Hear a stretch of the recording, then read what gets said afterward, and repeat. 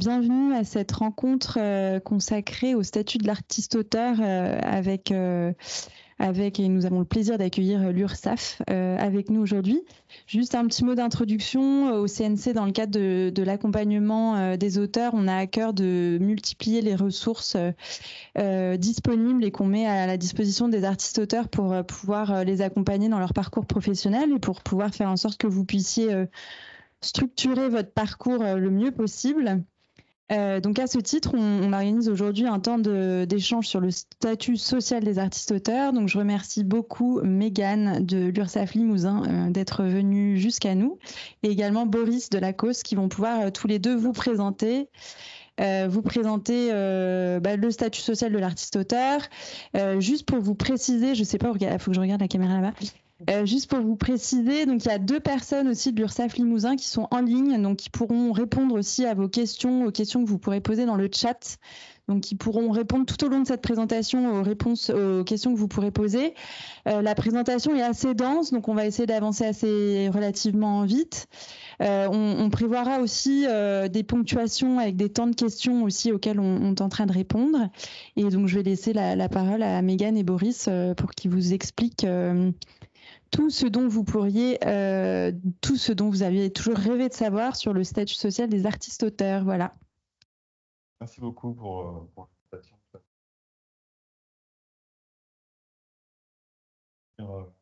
Pour des artistes et de faire de la pédagogie sur les démarches avec l'URSSAF qui sont parfois pas toujours bien comprises et pas évidentes.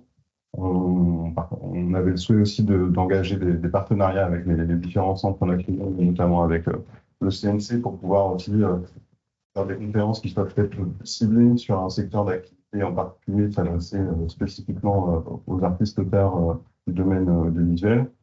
Donc, je vais commencer sur le début de cette conférence par rappeler quelques principes généraux sur la sécurité sociale assez rapidement avant de rentrer vraiment dans le vif du sujet de la relation des artistes-auteurs avec l'URSSAF pour les revenus artistiques. Donc, alors, les rappels généraux sur la protection sociale. Donc, vous savez que la protection sociale en France est organisée dans une logique de couverture des risques sociaux. Donc, les risques sociaux, ça va être la maladie, particulièrement, avec le remboursement de vos soins, et la couverture aussi auquel ont droit les artistes, auteurs, quand ils sont en arrêt maladie, vous pouvez avoir droit à des indemnités journalières, la vieillesse qui renvoie à la retraite, à l'allocation retraite. Vous avez aussi les couvertures pour le handicap, la famille, c'est notamment la couverture en matière de maternité quand vous êtes pendant la grossesse, logement, les allocations logement, l'emploi, spécifiquement pour les artistes, il n'y a pas de couverture chômage au titre parce que vous ne cotisez pas à l'assurance chômage sur les revenus artistiques. Et donc, cette couverture des risques sociaux, c'est le principe de la protection sociale dans une logique assurantielle où les cotisations sur les revenus du travail viennent ouvrir des droits, ouvrir ces risques. Donc, dans ce système, dans cet écosystème de la protection sociale, l'URSSAF est en fait l'organisme qui est chargé de la collecte des recettes, des cotisations, et qui va reverser aux différentes caisses du régime général le produit de cette collecte. Donc en fait, l'URSSAF, à partir de vos déclarations de revenus, calcule vos cotisations, collecte ces cotisations et après reverse à l'assurance maladie, à l'assurance retraite, aux allocations familiales et à d'autres organismes l'argent qui va permettre justement de financer les prestations. Alors, les artistes-auteurs, c'est un régime dont on dit souvent qu'il est spécifique. Alors, en réalité, au sens strict, vous faites partie du régime général de sécurité sociale à l'instar des salariés, ce qui fait que vos droits en termes de couverture maladie, notamment d'indemnités journalières, sont les mêmes que ceux des salariés. Mais il y a des adaptations particulières parce que les artistes-auteurs ont un fonctionnement quand même différent des salariés. C'est aussi une volonté politique, finalement, d'avoir défini les artistes-auteurs comme étant également des travailleurs. Et que la création artistique est aussi une forme de travail. et donc est considéré comme un revenu d'activité qui est soumis à la cotisation sociale et qui va vous permettre de vous créer des droits sociaux au même titre que les salariés se créent des droits sociaux par leur cotisation, ou les travailleurs indépendants, artisans, commerçants, etc. ont aussi une couverture sociale. Si vous percevez des revenus artistiques, vous devez cotiser auprès, enfin, pour rentrer dans le cadre de ce régime social particulier, et vous devez cotiser auprès de l'URSSAF, et la gestion des artistes-auteurs par l'URSSAF est centralisée au sein d'un organisme spécifique, c'est l'URSSAF de Limousin, qui en fait gère l'offre URSSAF, artistes-auteurs et diffuseurs. Pour autant, on n'a pas forcément que des revenus artistiques. Si vous avez plusieurs activités qui appartiennent à d'autres régimes, vous continuez aussi à cotiser au titre de ces revenus et vous continuez aussi à vous créer des droits. Donc, le fait de rentrer dans le régime artiste-auteur ne va pas vous pénaliser au titre des droits que vous pouvez acquérir en étant salarié. Ça vient en complément et ça sera toujours finalement un plus en termes de droits sociaux que d'avoir cotisé également au régime artistique. Ça ne pénalisera pas les autres droits que vous pouvez avoir par ailleurs. Alors, les grandes étapes d'un nouvel artiste-auteur. Comment on devient artiste-auteur auprès de l'URSSAF? Comment on finit par recevoir un courrier qui vous dit que vous êtes artiste-auteur? Quelles sont les questions à se poser? Déjà, est-ce que mon activité rentre bien dans le régime? On détaillera ça ensuite.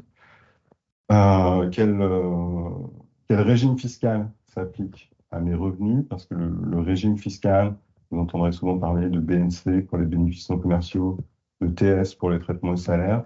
Le régime fiscal va avoir aussi un impact sur la façon dont sont calculées et payées vos cotisations auprès de l'URSSAF. Et une des particularités, effectivement, des artistes-auteurs, puisque c'est finalement quelque chose d'assez dérogatoire et exceptionnel, c'est que vos revenus peuvent rentrer parfois dans deux catégories, soit les traitements de salaire, soit les bénéfices non commerciaux. Comment on s'inscrit dans le régime? En fait, ça peut être soit le produit d'une démarche volontaire auprès de ce qu'on appelait auparavant le centre de formalité des entreprises, qui est devenu maintenant le guichet unique des formalités de l'entreprise, qui est géré par l'EPI. Donc ça, c'est une démarche volontaire où on va on va déclarer qu'on crée une activité artistique et se voir attribuer un numéro de SIRET qui va identifier votre activité, qui sera un numéro qui vous suivra tout au long de votre activité d'artiste-auteur. L'autre façon très fréquente de rentrer aussi dans le régime artiste-auteur, finalement, on ne se crée pas une activité par une démarche volontaire. On a un contrat avec un diffuseur, une cession de droit, un revenu artistique. Et là, c'est la déclaration de votre diffuseur, producteur, organisme de gestion collective auprès de l'URSSAF qui va déclencher automatiquement votre immatriculation à l'URSSAF et votre entrée dans le régime.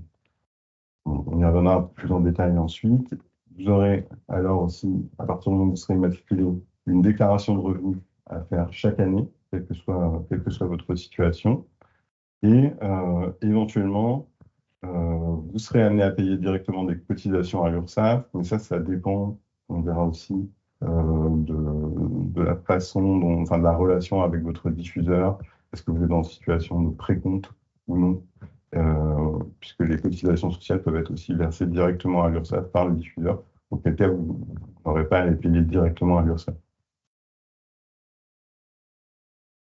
Merci beaucoup, Boris. Je vais prendre la main du coup, Mégane Jiménez, URSSAF du Limousin. Je vais vous expliquer aujourd'hui comment savoir si votre activité, elle est une activité artistique et surtout éligible au régime. Aujourd'hui, on va reprendre tout d'abord la définition d'un artiste-auteur. Donc aujourd'hui, pour être artiste-auteur, vous êtes une personne physique, donc c'est-à-dire une personne dotée de la personnalité juridique. C'est-à-dire une personne comme vous et moi, et non pas une entreprise, une association, une entité privée, publique, peu importe, ça c'est une personnalité morale. Vous percevez une rémunération liée directement ou dans le prolongement de votre activité artistique. Ça, on le verra ensemble. Il y a aujourd'hui deux catégories de revenus qui sont disponibles au sein du régime artiste-auteur. Donc, les revenus principaux et les revenus accessoires. Il y a également la condition d'avoir une activité listée au sein des grandes branches professionnelles du régime social des artistes-auteurs. Ça, on les verra tout à l'heure. C'est donc les grandes familles dans le régime artiste-auteur. Et vous ne devez pas être salarié au titre de votre activité artistique. Ça, c'est l'une des conditions propres à l'exploitation et à la création. En fait, vous ne pouvez pas être conditionné à un contrat de travail pour créer. Dans ce cadre-là, vous resterez salarié, donc dans votre relation salarié-employeur, et ça n'entrera pas en compte dans le régime artiste-auteur. Et vous résidez fiscalement en France. Donc là, c'est la condition de territorialité. Donc là, si jamais vous avez des questions sur la mobilité internationale ou sur les conditions territoriales, je vous invite à contacter ici les services de mobilité internationale disponibles sur le site ursaf.fr. Au niveau des grandes branches d'activité du régime, on en retrouve 5, c'est 5 grandes familles. Donc on retrouve les arts graphiques et plastiques, les écrivains et illustrateurs du livre, les auteurs d'œuvres cinématographiques et audiovisuelles, les auteurs et compositeurs de musique et les auteurs d'œuvres photographiques. Aujourd'hui, si vous voulez avoir plus de détails sur les différentes activités comprises au sein de ces branches, vous pouvez vous rendre sur le site de la sécurité des artistes-auteurs, puisque antérieurement, la GSA-MDA qui gérait le régime artiste-auteur a été fusionnée sous cette supra-entité qui s'appelle la sécurité artiste-auteur et qui gère sécurité sociale des artistes-auteurs et qui gère aujourd'hui l'entièreté de l'information, on va dire, première information sur le régime artiste-auteur. Et au sein de cette branche du cinéma et de l'audiovisuel, on retrouve du coup plusieurs activités, donc les activités des auteurs d'œuvres cinématographiques et audiovisuelles, quel que soit le procédé d'enregistrement ou de diffusion, les auteurs de traduction, de sous-titres et d'audio-description. Donc là, on va retrouver tout ce qui est comme œuvre, tout ce qui va être les scénarios, l'adaptation cinématographique audiovisuelle, le sous-titrage, la traduction, la réalisation, les vidéos, les dialogues, etc. Donc ça, on le verra un petit peu plus en détail tout à l'heure en parlant des revenus. Et vous avez également, par contre, des activités qui ne sont pas comprises dans le champ. Par exemple, si vous êtes monteur, bruiteur, costumier, styliste, directeur artistique ou photographe de plateau. Aujourd'hui, ces activités-là, si vous les pratiquez en même temps que d'autres activités de réalisation, par exemple, vous ne pouvez pas les inclure dans votre régime artiste-auteur. Petit focus sur les réalisateurs, puisque souvent la question revient. Il y a une petite spécificité, puisque aujourd'hui, la rémunération d'un réalisateur, elle se compose de 2 éléments, un salaire et du droit d'auteur. Ici, le salaire, il est destiné à rémunérer l'exécution matérielle de la conception artistique, alors que les droits d'auteur sont là pour compenser la contrepartie de l'exploitation de votre œuvre, de vos droits sur l'œuvre, sur la mise en scène, et là est calculé proportionnellement aux recettes de l'exploitation de l'œuvre. Attention, ici, il est d'usage de verser au réalisateur 60% de sa rémunération sous forme de salaire. Toutefois, ça reste toujours qu'un usage. Au niveau du focus sur le cumul d'activités, donc tout à l'heure, comme vous disait Boris, vous pouvez être en multi-activité, pluriactivité, cumuler en fait plusieurs activités. Ici, c'est assez simple, vous devez cotiser auprès de chaque régime auquel se rattachent vos revenus. Donc, si aujourd'hui vous avez des revenus artiste-auteur, c'est bien sur le régime artiste-auteur, donc auprès de l'URSSAF Limousin, que vous allez déclarer ces revenus. Mais vous pouvez bien sûr être aussi auto-entrepreneur, profession libérale, salarié. Et tout ceci peut être cumulable, mais distingué en fait dans chacun des régimes. Dans ce que tu évoquais par exemple précédemment sur les métiers qui n'entraient pas dans le régime, ils va attendre sous quelle forme bruiteur, costumier Par exemple, ça va être soit du salaire qui va être versé, ça peut être également des cachets si on va être après sur, par exemple, de tout ce qui va être artiste-interprète. Donc ça dépend, ça dépend juste de la situation personnelle. Dans le domaine du salarié. Oui, la plupart du temps. J'ai une petite question, peut-être qu'on y répond sur. Si on est déjà affilié en qualité d'auteur de musique et sous BNC, y a-t-il une deuxième affiliation à faire en auteur cinéma et audiovisuel?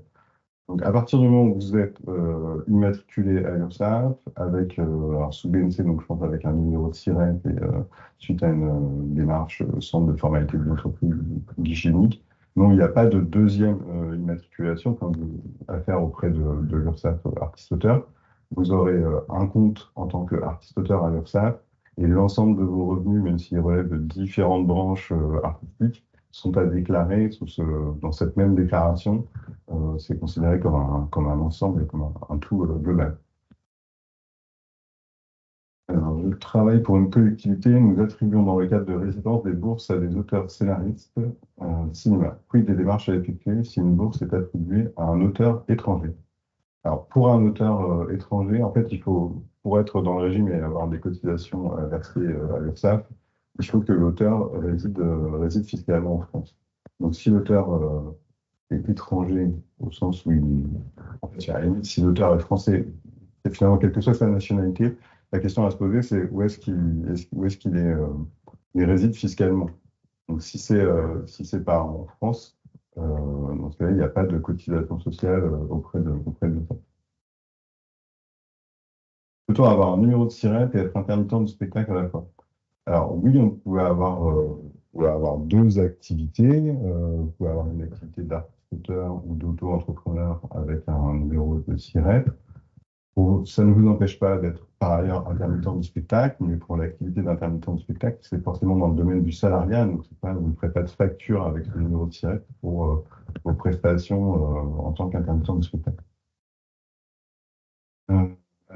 Précédent de ça, il est indiqué qu'il ne fallait pas être salarié au titre de son activité artistique pour être considéré comme relevant du régime. Ouais, du coup, en fait, c'est uniquement pour votre activité artistique que vous ne pouvez pas déclarer ça en tant que salarié. Vous pouvez tout à fait, par exemple, je prends un exemple, être salarié dans une entreprise et à la fois avoir une activité artiste-auteur. Mais c'est uniquement en fait pour vos activités artistiques, pour les déclarer au sein du régime, où il ne faut pas qu'elles soient salariées. Par exemple, aujourd'hui, si jamais vous êtes photographe de plateau, le fait d'être photographe de plateau, là, vous serez sous du salariat. Mais si à côté, vous êtes photographe, mais pour d'autres catégories de revenus, que par exemple, vous faites des photographies et que vous les vendez auprès d'une galerie, là, c'est bien dans le régime artiste-auteur. Donc, il faut juste distinguer le lien de subordination que vous ne devez pas avoir en tant qu'artiste-auteur avec un employeur.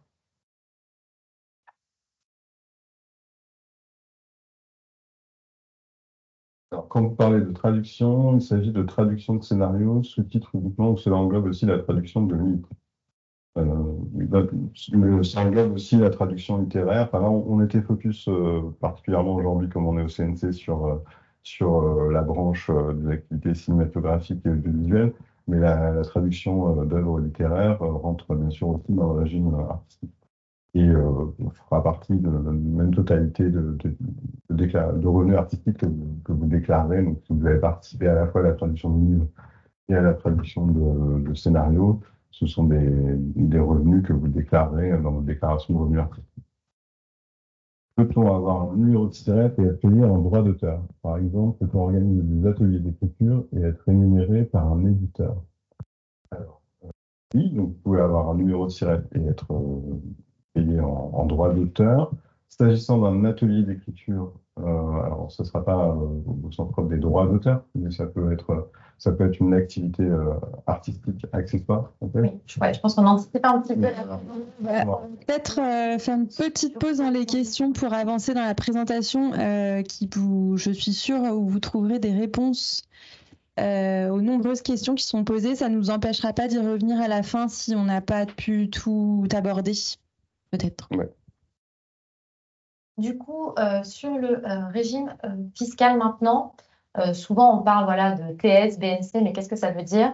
Donc tout d'abord, pour vous aider un petit peu sur les acronymes, donc les traitements et salaires, qu'on appelle également les TS, c'est lorsque vos revenus sont précomptés par vos diffuseurs. Aujourd'hui, on le verra, vous allez avoir des tiers déclarants qui, lorsqu'ils exploitent vos œuvres, vont pouvoir précompter vos cotisations, c'est-à-dire retenir sur votre rémunération aujourd'hui, donc la distinction entre la rémunération brute et nette sociale, vont retenir ce qui correspond aux cotisations sociales sur cette rémunération.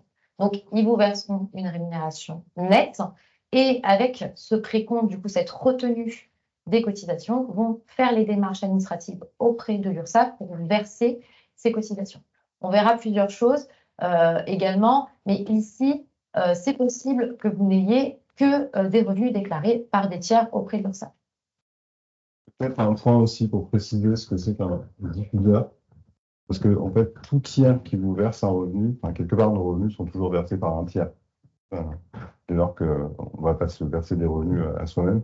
Donc, le diffuseur, c'est vraiment celui qui vous verse des revenus au titre pour exploiter commercialement votre œuvre. Donc, c'est soit la cession d'une œuvre pour son exploitation commerciale ou la cession des droits d'exploitation, des droits sur l'œuvre, en fait. Par exemple, les particuliers sont exclus de la définition d'un diffuseur, ou les tiers que vous allez pouvoir avoir en face de vous, mais qui ne font pas d'exploitation. Juste pour le traitement et salaire, là, donc, dans le cas de figure pour les auteurs du champ du CNC, réalisateurs, scénaristes, quand vous percevez des droits d'auteur par un organisme de gestion collective type SACD ou SCAM, ou quand vous percevez des droits d'auteur de vos producteurs, ce sont donc les producteurs et les OGC qui sont considérés comme des diffuseurs au sens de la sécurité sociale, et vos cotisations sociales sont précomptées. Voilà, donc vous percevez un revenu artistique qui est net de cotisations sociales. Donc traitement et salaire, dans nos champs, c'est vraiment les cotisations sociales. Le traitement et salaire, c'est vraiment pour ce qui concerne les droits d'auteur versés par les OGC et les producteurs.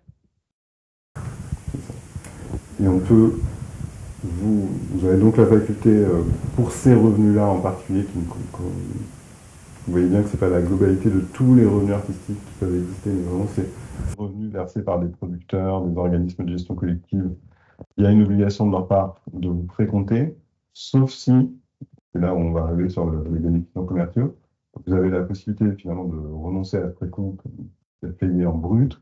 Et dans ce cas-là, vous devez en fait vous déclarer une activité avec un numéro de série.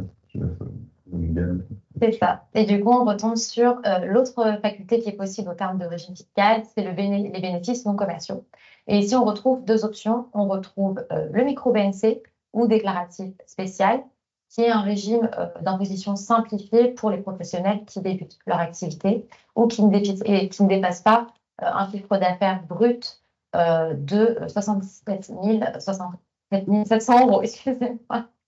Et le régime de la déclaration contrôlée, là, qui est le régime obligatoire pour ceux qui dépassent justement ce plafond. Et ici, vous percevrez alors une rémunération brute où vous pourrez effectuer effectivement des factures, mais également déclarer des revenus. On le verra aussi tout à l'heure quand on parle des mixtes, mais à la fois des revenus en traitement et salaire et en bénéfices non commerciaux.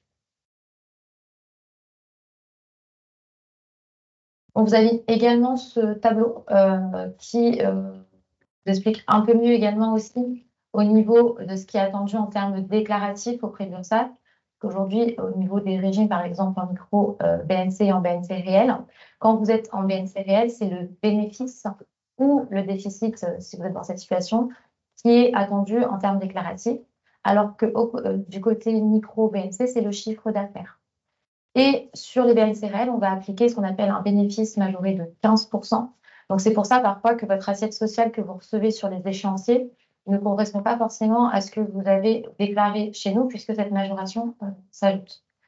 Et pareil, côté micro-BNC, il y a un abattement forfaitaire qui est prévu, puis une majoration de 15%. Peut-être comme c'est un peu compliqué, j'essaie de reformuler une deuxième fois pour voir pour le faire. Donc, en fait, vous avez un régime qu'on appelle globalement BNC, avec à l'intérieur du BNC deux sous-régimes. Un qui est dit simplifié, qui est le régime micro-BNC, qui peut s'appliquer que jusqu'à 77 700 euros de chiffre d'affaires. Pourquoi on dit qu'il est simplifié? Parce que dans ce régime, finalement, vous n'avez qu'à comptabiliser vos recettes et déclarer votre chiffre d'affaires. On applique au niveau fiscal, on vous applique automatiquement un abattement forfaitaire sans que vous ayez à justifier pour des charges professionnelles. Donc, on fait un abattement de 34% pour déterminer votre bénéfice. Et c'est sur ce bénéfice que vous serez imposé. Et ce bénéfice, nous, à URSSAF, on le majore de 15% pour déterminer votre assiette de cotisation sociale. Donc, cette assiette que vous calculez vos cotisations sociales et que sont ouverts aussi vos droits sociaux. Donc, après, vous avez un régime plus complexe, qui est celui du BNC au réel. Donc là, vous pouvez en fait vous devez même tenir une comptabilité détaillée de vos recettes, mais aussi de vos charges, et vous allez vraiment calculer votre bénéfice au réel, justement à partir de la réalité des charges professionnelles déductibles. Donc c'est là où ça devient plus complexe. Il faut souvent se faire assister d'un comptable pour pouvoir justifier de la comptabilité auprès des impôts. On reprendra là aussi votre bénéfice réel qui sera majoré de 15% pour calculer vos cotisations sociales. Avec ce régime-là, il a plus de sens si vous avez des charges professionnelles importantes qui viennent fortement, qui viennent en déduction de vos revenus. Et si vous avez des revenus assez importants, parce qu'on voit bien qu'il y a une charge administrative qui est qui, dès lors qu'on rentre dans ce régime, va s'imposer à vous au niveau de votre comptabilité, etc. Donc ça, c'est ces deux régimes en bénéfices non commerciaux. Ce qu'on voit, c'est que nécessairement, dans ces régimes-là, on paye un peu moins de cotisations sociales et d'impôts, puisque les assiettes de calcul sont minorées. On s'ouvre aussi un peu moins de droits sociaux, puisque c'est sur l'assiette sociale qu'on trouve des droits. L'autre possibilité, c'est donc le traitement de salaire. Là, vos cotisations seront calculées sur le montant brut des droits d'auteur, c'est-à-dire le montant de droits d'auteur avant déduction du précompte. Et les cotisations sociales, c'est ce précompte, elles seront versées directement par votre producteur ou votre organisme de gestion collective à l'URSSAF. Là, voilà, donc sur ce schéma qui synthétise justement la différence de relation que vous allez avoir. On voit que dans les deux cas, on est dans une situation où il y a un diffuseur, donc quelqu'un qui vous verse un revenu en contrepartie d'une cession de droit d'auteur, du droit d'exploitation de l'œuvre que vous avez créée. Mais dans un cas, en fait, en traitement et salaire, le diffuseur vous verse une rémunération nette, déduction faite du précompte. Donc c'est exactement ce qu'on connaît quand on est salarié, par exemple. On a une notion de revenu brut sur son bulletin de salaire, mais ce qu'on perçoit réellement, c'est son revenu net. Il va vous remettre normalement un certificat de précompte. Ça, c'est un justificatif important. C'est un peu l'équivalent finalement du bulletin de salaire de l'artiste-auteur. Donc c'est ce qui va permettre de bien justifier de vos revenus et du fait qu'il a versé à l'URSSAF vos cotisations, parce que finalement, c'est bien ces cotisations qu'il verse à l'URSSAF, c'est aussi votre argent, quelque part, même s'il le fait pour votre compte. Et on voit donc il n'y a pas de relation financière avec l'URSSAF dans ce cadre-là, puisque c'est le diffuseur qui verse les cotisations pour le compte de l'artiste-auteur et qui verse également aussi une contribution diffuseur qui est une forme d'équivalent des cotisations patronales qui peuvent exister dans le régime des salariés, mais qui est seulement de 1,1%, donc bien moins que dans le cadre du salariat.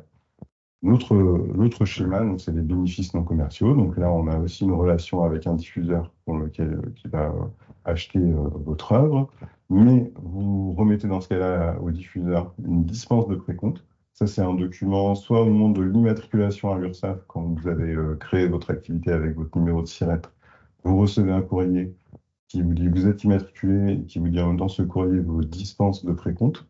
Donc vous remettez ce document à votre diffuseur pour lui dire ne me précompte pas, verse-moi mon revenu brut, et moi je gère directement la relation avec l'URSSAF. Et là, vous aurez à payer des cotisations directement à l'URSSAF, tandis que le diffuseur, lui, ne verse que la contribution diffuseur de 1,1% à l'URSSAF. Est-ce que tu voulais Oui, peut-être pour préciser encore la définition de diffuseur, je pense que ça fait jamais de mal. On vous a mis la définition du coup qu'on retrouve dans le Code de la Sécurité sociale. Donc, c'est toute personne physique ou morale qui verse une rémunération à un artiste-auteur en contrepartie de la cession ou de l'exploitation commerciale d'œuvres originales. Donc, vous voyez bien ici qu'il y a une condition, c'est la cession ou l'exploitation commerciale d'œuvres originales. Sans cette cession, sans ces contrats que vous allez passer pour finalement donner l'autorisation à un tiers d'utiliser votre œuvre, d'exploiter votre œuvre. Ici, vous n'êtes pas face à un diffuseur. Donc, vous pouvez avoir par exemple, on vous l'a marqué en dessous, des cas où les revenus remis par des tiers n'entrent pas dans le schéma suivant, puisque notamment en raison de la non-exploitation ou de la situation du tiers. Par exemple, un organisme qui verserait une bourse d'écriture où il n'y a pas d'exploitation de droit. Typiquement, pour cette exception, par exemple, nous, au CNC, on est tiers, on attribue des rémunérations artistiques à des auteurs au titre d'aide à l'écriture et on n'est pas pour autant diffuseur parce que le CNC n'exploite pas du tout les œuvres. Donc il n'y a pas de cession de droit au CNC. Du coup, Boris avait encore un peu anticipé la présentation, mais pour vous refaire un point, effectivement, quand vous êtes en traitement et salaire, il y a cette obligation de la part du diffuseur, il y a une obligation de vous remettre ce qu'on appelle un certificat de précompte.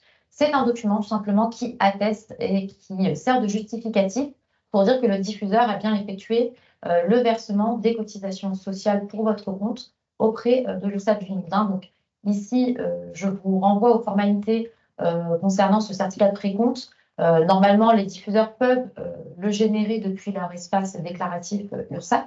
Donc, dès qu'ils vous déclarent, ils ont un petit encadré qui leur permet de le télécharger et de vous l'envoyer. À défaut, ils doivent quand même vous l'envoyer dans la version papier propre, en fait, avec un formalisme qui est quand même très réglementé, donc avec des mentions obligatoires, notamment votre identification, l'identification du diffuseur, également plusieurs indications sur la rémunération, pourquoi l'objet en fait du certificat de précompte. Donc, je vous laisse aller voir cet arrêté si besoin. Et également, côté bénéfices non commerciaux, comme vous l'expliquait aussi Boris tout à l'heure, il y a cette dispense de précompte qui est le document qui est remis annuellement aux artistes-auteurs par l'URSSAF. Donc, la première fois que vous allez le recevoir, c'est à votre inscription. Vous allez recevoir un certificat administratif qui servira en fait au moment de votre inscription de dispense de précompte. Mais sinon, vous allez recevoir normalement annuellement vraiment une dispense de précompte vers novembre-décembre et vous pourrez l'utiliser en fait voilà, tout au long de l'année pour la remettre à vos diffuseurs. Et ça également, vous avez une obligation de leur remettre, puisque à défaut de dispense de précompte, les diffuseurs effectueront le précompte pour vous. Là, c'est, on va dire, le pendant inverse du certificat de précompte. Alors, il y avait justement une question, je crois, sur facture ou note de droit d'auteur tout à l'heure. Donc, on finit sur cette slide. Ouais, super. Donc, pour refaire encore le volet entre les deux régimes, incidence, au niveau des traitements et salaires, vous allez effectuer ce qu'on appelle des notes de droit d'auteur. Ici, dès lors que vous créez une œuvre originale, vous pouvez établir cette note de droit d'auteur. Ici, ce n'est pas vraiment un document formalisé, mais plus qui a été créé par la pratique, c'est un usage. Donc ici, on vous donne quelques indications et vous pouvez en retrouver en tapant note de droit d'auteur sur Internet. Mais les indications qui sont très importantes, c'est notamment les éléments du contrat et également tout ce qui va être élément de la rémunération, en incluant notamment les cotisations et contributions sociales et la TVA si vous en avez. Mais ici, c'est tout simplement une manière assez simple de formaliser la manière dont va se passer la relation avec votre tiers. Donc, c'est un usage, ici, il n'y a aucun formalisme très précis. Vous pouvez en retrouver un petit peu voilà, partout en ligne, notamment sur le site de la Sécurité sociale des artistes-auteurs. Et vous avez de l'autre côté, du coup, les bénéfices non commerciaux qui, qui peuvent effectuer des factures. Donc ici, comme on vous l'expliquait, et on va vous le montrer aussi tout à l'heure, quand vous faites votre inscription, votre déclaration d'activité, vous allez obtenir de la part de l'INSEE un numéro de SIRET. Ce numéro de SIRET vous permet, dès que vous l'avez, de pouvoir établir des factures. Puisque la facture aujourd'hui, c'est un document de nature comptable qui est soumis à beaucoup de formalismes et notamment des mentions obligatoires comme le numéro de facture, la date, dont forcément ce numéro de SIRET. Bon, on avait une question, j'en profite, sur le cas du diffuseur qui est à l'étranger et l'auteur est, lui, fiscalement domicilié en France. Alors, c'est une exception parce qu'en fait, il n'y a pas vraiment de réglementation claire ou explicite, on va dire, sur le sujet. Donc, à partir du moment où vous êtes domicilié en France, c'est un revenu que vous percevez et vous devez le déclarer à l'URSSAF. Mais c'est vrai que le diffuseur étant étranger, lui, il n'est pas tenu au précompte auprès de l'URSSAF. Donc, par tolérance et par exception, on accepte que ces revenus soient déclarés en traitement et salaire auprès de l'URSSAF, dès lors qu'ils sont perçus perçus ou sont versés par un diffuseur étranger. Effectivement. Et vous pourrez, vous le verrez lors de votre déclaration, si ça vous arrive, vous pouvez cocher à côté revenus de source étrangère, revenus étrangers. Ouais, diffuseur étranger, vous avez en fait une notion qui vous indique, voilà, pour préciser qu'ici, ça va être un diffuseur étranger. Et du coup, cette rémunération en fait, qui va vous être versée par le diffuseur étranger va être brute et vous devrez bien sûr payer les cotisations qui correspondent du coup au montant. Je vois qu'il y a une question sur note de droit d'auteur ou signature d'un contrat de cession de droit d'auteur. Alors, pour l'URSSAF, ça sera assez indifférent, mais par contre, je pense que pour vous, en termes de protection, ils sont beaucoup plus clairs d'avoir un contrat de cession de droit d'auteur en bonne forme. La note de droit d'auteur, ça correspond à la preuve d'un versement qui vous est, enfin, un versement de droit d'auteur, d'une rémunération en droit d'auteur. Mais il faut évidemment un contrat de cession de droit parce que vous percevez des droits d'auteur au titre d'une cession des droits. Donc, il faut bien qu'il y ait un contrat de cession de droit pour percevoir effectivement des droits d'auteur. Peut-être pour ce qui est de la question sur l'aide après réalisation du CNC, on pourra peut-être y revenir plus tard parce qu'on va rentrer un peu plus précisément dans les modalités de déclaration des aides à l'écriture. C'est quelque chose par rapport à l'aide de droit d'auteur. Ouais. Effectivement, comme on vous dit, c'est un usage. Donc, le contrat de cession, effectivement, c'est le document qui va nous permettre de comprendre la relation, qui va vous protéger aussi juridiquement, bien sûr.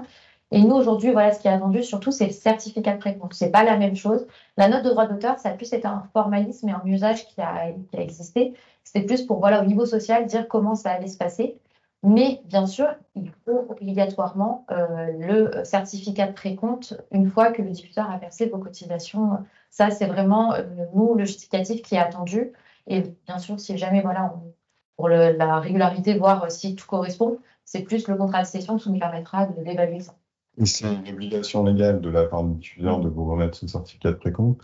Et c'est vraiment le document qui, légalement, réglementairement, fera foi pour faire rétablir des droits sociaux s'il y a eu un problème dans l'échange entre le diffuseur et l'URSSAF. Donc c'est vraiment une garantie importante pour vous d'obtenir ces certificats de précompte qui, on le sait, aujourd'hui ne sont pas toujours remis systématiquement aux auteurs.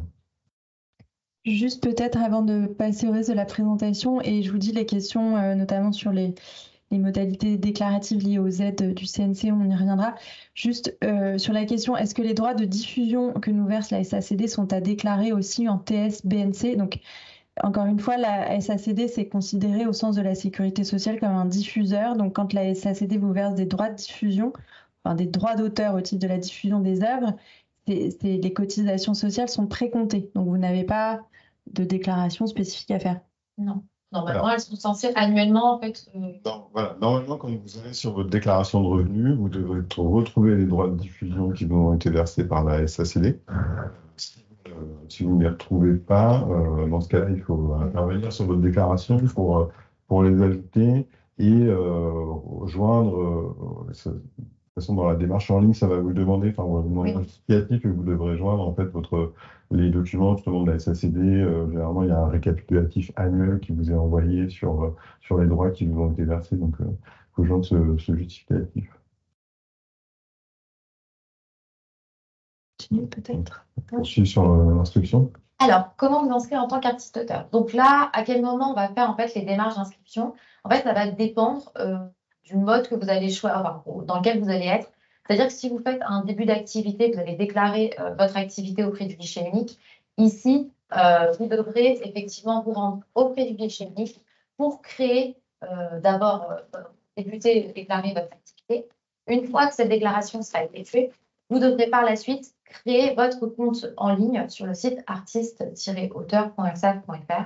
On verra un petit peu plus en détail ça juste après. Et ici, vous aurez reçu, bien sûr, les identifiants par courrier. Également, vous recevrez, comme vous l'avez dit tout à l'heure, votre numéro de SIRET dans un autre courrier qui vous sera remis par l'UNICEF. Et en traitement et salaire, ici, c'est différent puisque votre immatriculation auprès de l'URSSAF du Limousin, elle va faire suite aux déclarations de diffuseur, soit à peu près vers ici, une fois que votre diffuseur vous a déclaré, donc il faut toujours penser que la déclaration, du coup, il y a quand même cette temporalité, du coup, N-1 avec les revenus. Mais une fois que votre diffuseur vous a déclaré, chez nous, ça va tout simplement nous dire qu'un nouvel artiste-auteur existe et on va vous transférer, vous envoyer des courriers pour vous demander de créer aussi votre compte en ligne sur le site artiste-auteur.ursaf.fr. Petit conseil, si jamais vous percevez des droits d'auteur et que précomptés, et que vous ne recevez pas de courrier de l'URSSAF, il peut être utile de vous signaler ça. Parce qu'il est possible, c'est pas le cas le plus général, hein, mais il est possible que ces revenus aient bien été effectivement précomptés, versés, et que les cotisations aient été versées à l'URSSAF. Il peut arriver simplement, et même quand vous est immatriculé, mais on est dépendant en fait de l'adresse qui nous a été communiquée par votre diffuseur ou par votre organisme de gestion collective. Donc si cette adresse est erronée, correspond à une adresse ancienne que vous n'avez pas mise à jour auprès de votre organisme de gestion collective, tout simplement, fort probable que le courrier qu'on vous a adressé pour vous annoncer votre immatriculation et les autres courriers qu'on vous envoie après pour la déclaration de revenus, etc., ne vous arrivent pas. Alors, ça n'empêche pas le fait que vous soyez bien enregistré et que vous ayez quand même des revenus qui soient connus, mais forcément, c'est pénalisant dans la relation après pour suivre ce qui se passe sur votre compte et avoir connaissance des revenus qui ont été comptabilisés par l'URSSAF. Sur la création de compte, du coup, on vous fait un petit récap pour ceux qui peut-être se lanceraient ou sont déjà identifiés comme artistes-auteurs, pour faire un retour dessus. Donc ici, quand vous êtes sur cet espace-là, c'est bien l'espace dédié artiste-auteur, donc sur le site www.artiste-auteur.ersat.fr. Quand vous faites une création de compte, vous allez bien sûr sur l'onglet du haut où il y a marqué première visite, donc créer votre espace. Donc là, dès que vous avez reçu vos courriers avec vos identifiants, c'est sur ce bouton-là que vous devez cliquer. Après, par la suite, quand vous aurez créé votre espace, vous vous connectez bien sûr depuis les deux petits onglets juste en dessous, il y a marqué connectez-vous, vous êtes artiste-auteur. Ici, quand vous commencez, donc vous allez cliquer sur ce bouton créer votre espace, vous allez devoir déjà choisir si vous êtes artiste-auteur ou diffuseur commerce d'art. Donc là, ça sert assez simple. Vous êtes artiste-auteur du coup. Donc vous cliquez dessus. Une fois que vous avez cliqué dessus, on va vous demander de nous indiquer votre numéro de sécurité sociale et de saisir le code d'activation que vous avez reçu par courrier. Ici, ce code, attention, il est temporaire, il faudra le changer juste par la suite au cours de la création du compte. Donc ici, vous cliquez sur suivant. Une fois que vous avez cliqué sur suivant, on va vous demander tout simplement de nous saisir votre email de contact. Donc essayez d'avoir un email auquel vous pouvez accéder de manière pérenne.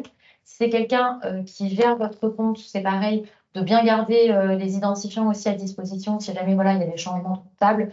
Donc de faire très très attention à ça. Voilà, mais après, vous pouvez toujours le changer après pour vous connecter, mais c'est mieux quand même d'avoir toujours ces identifiants pour se connecter. Voilà, on ne sait jamais. Et ici, du coup, vous saisissez votre adresse mail, vous la confirmez. Vous cliquez bien sur l'acceptation des conditions générales d'utilisation et vous faites sur envoyer. Et là, un lien en fait de confirmation va vous arriver sur votre messagerie. Et du coup, vous n'aurez plus, bien sûr, qu'à recliquer dessus pour rebasculer une autre fois sur le site. Et là, on va vous demander de saisir votre mot de passe, puisque vous êtes entré par le code d'activation. Donc, de choisir un mot de passe avec certaines normes, donc une minuscule, une majuscule, un chiffre, 10 et 50 caractères et au moins un caractère spécial. Donc ici, vous le saisissez et vous le confirmez, bien sûr. Une fois que c'est fait, la dernière étape, ça va être de valider et de vérifier aussi, si jamais vous avez été identifié par le diffuseur, de vérifier les coordonnées personnelles. Donc là, de vérifier que c'est bien le bon nom de naissance, le bon prénom, nom d'usage, pseudonyme, date de naissance, numéro de sécurité sociale. Donc ici également, il va y avoir tout ce qui est coordonnées correspondance. On doit bien faire attention aussi qu'elles soient les bonnes pour qu'on puisse vous contacter en cas de besoin. Et tout ce qui va être, bien sûr, téléphone et ici, secteur d'activité. Une fois que c'est bon, vous validez. Et une fois que c'est validé, votre espace est créé.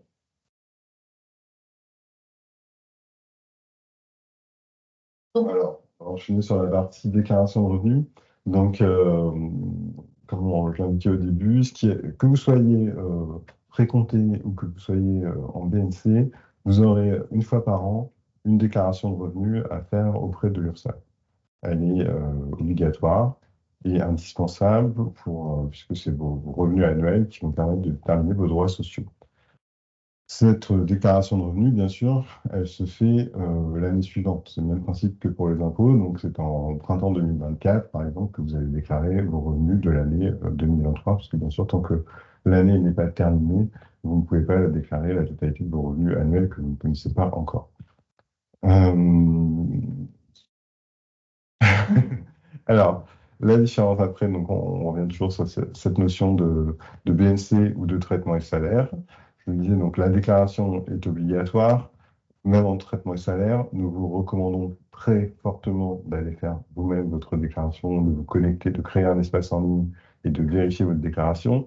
Il est vrai que dès lors que vous percevez exclusivement des revenus précomptés de la part d'un organisme de gestion collective, d'un producteur, l'ensemble de vos cotisations sociales sont normalement déjà payées, donc tout est pré-rempli. Vous vérifiez simplement qu'il n'y a pas d'erreur, vous validez. Vous recevrez ensuite un courrier récapitulatif un peu plus tard qui vous rappellera vos revenus de l'année. Vous... Mais c'est quand même mieux d'aller le faire, d'aller vérifier. Enfin, aujourd'hui, quand on est salarié, la déclaration d'impôt est totalement pré-remplie. Il n'y a pas forcément énormément d'enjeux, mais on va quand même regarder s'il n'y a pas une erreur.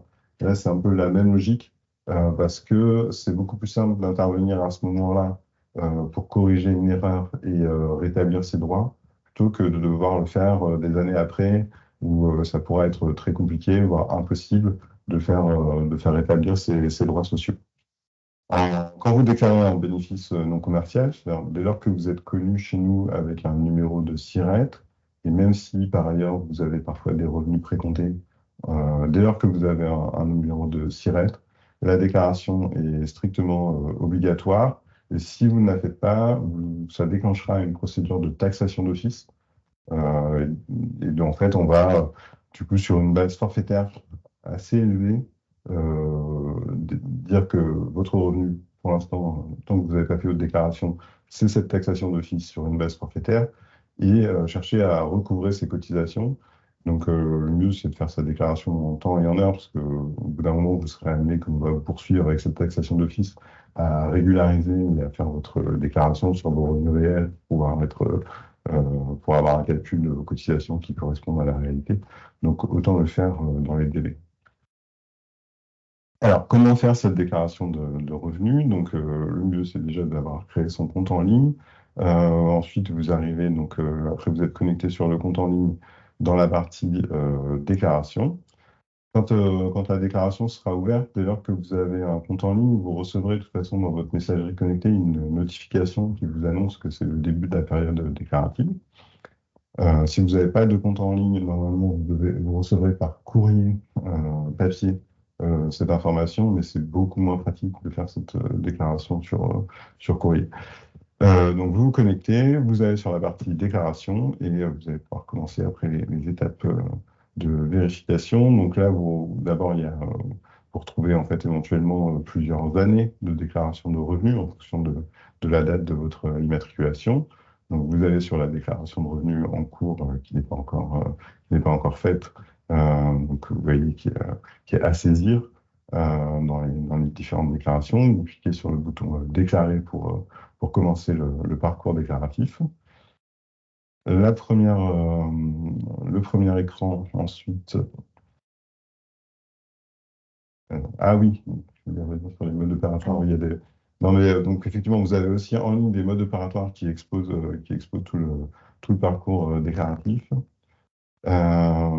Ensuite, donc sur la nature des revenus à déclarer. Ça, je vais le reprendre, Ouais. peut-être. Peut-être juste que sur la déclaration de revenus, parce que là, on renvoyait au mode opératoire, mais en fait, vous avez quelques grandes étapes. Donc, la première étape, c'est de nous dire si vous déclarez en TNS ou en BNC. Et on peut aussi déclarer en TS et en BNC. Donc, ce n'est pas forcément le plus simple, mais c'est possible. Dès lors que vous déclarez en BNC, on va ensuite vous demander si vous déclarez en micro-BNC ou en BNC réel. Si vous choisissez, si vous dites que vous déclarez en BNC réel, une nouvelle fenêtre va s'ouvrir en vous demandant en fait, de déclarer votre bénéfice ou votre déficit. Et c'est sur si vous avez un bénéfice, c'est ça qui servira d'assiette de cotisation. Et après, sur la suite du parcours, vous devez détailler, normalement, la plupart des revenus seront présentés, mais vous avez en fait, vous trouvez le récapitulatif de vos revenus qui sont saisis sur les écrans. Vous pouvez intervenir pour modifier les revenus qui sont déjà saisis s'il y a une erreur. Et vous pouvez rajouter d'autres revenus s'il en manque, notamment quand on est en bénéfice non commercial. Il n'y a pas forcément que des revenus perçus auprès des diffuseurs, donc il y a souvent d'autres revenus à ajouter au cours de la déclaration.